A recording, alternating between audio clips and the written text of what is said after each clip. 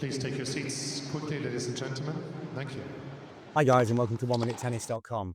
In today's session, I want to talk to you about pronation, and I want to talk to you about the difference between the pronation on the serve and the pronation on the forehand. Many people treat these two movements the same, but by understanding the difference, you can apply the different benefits into your forehand and serve and have a better serve and a better forehand today.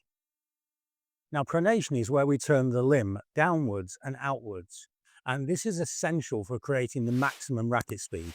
The reason it's essential is it increases the acceleration phase of the stroke.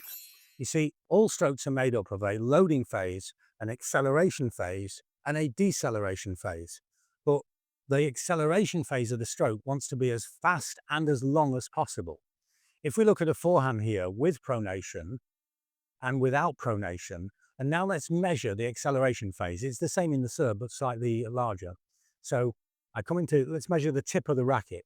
So I'm in the loading phase and I accelerate here without pronation, maybe 1 meter, 2 meters, and decelerate.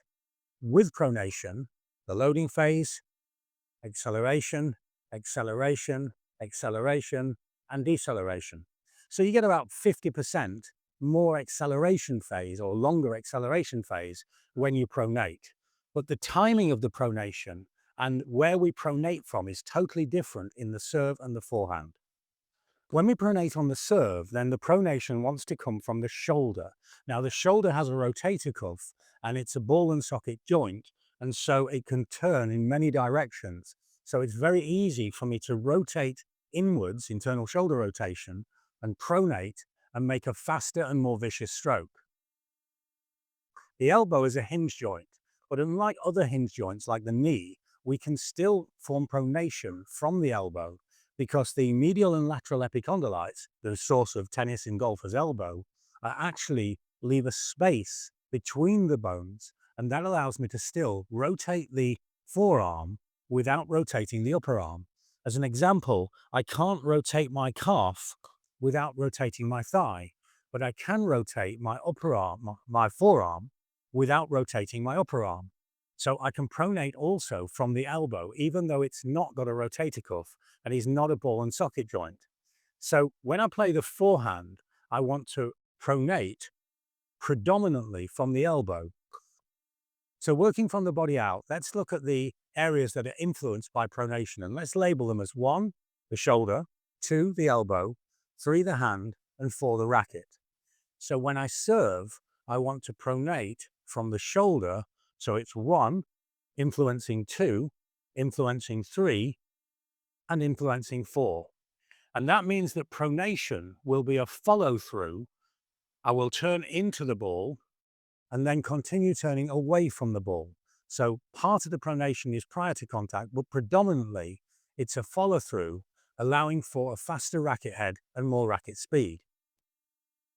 When I come to the forehand, then it's going to be 2, the elbow that's rotating, influencing 3, 4, and now the internal shoulder rotation is created as a byproduct.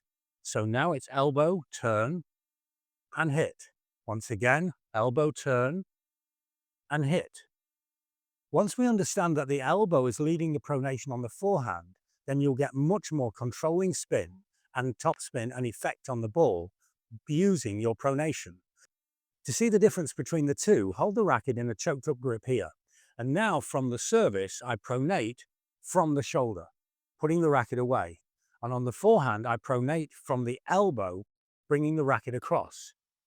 Then I'm going to work my way down the grip until I end up with the correct movements in the normal grip. And now they feel distinctly different, and I'm using pronation effectively in both strokes. In the serve, to add acceleration to the stroke, and in the forehand, to add topspin and control. If you like this idea or any other of my strange ideas, then check out our books. We have books on every aspect of the game, and the books are broken down into the science and biomechanics of the strokes, and then super simple solutions like this, which will allow you to make change and improve your game. Or join players in over 40 countries that I'm helping with one-to-one online coaching. For more information on either of these, check out the website or email me.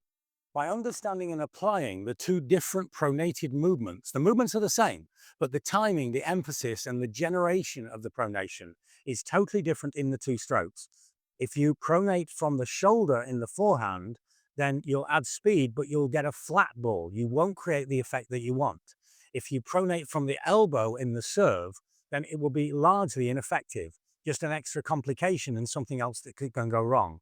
So make sure that you pronate from the elbow on the forehand and from the shoulder on the serve, and you'll have better, more effective serve, a better, more effective forehand.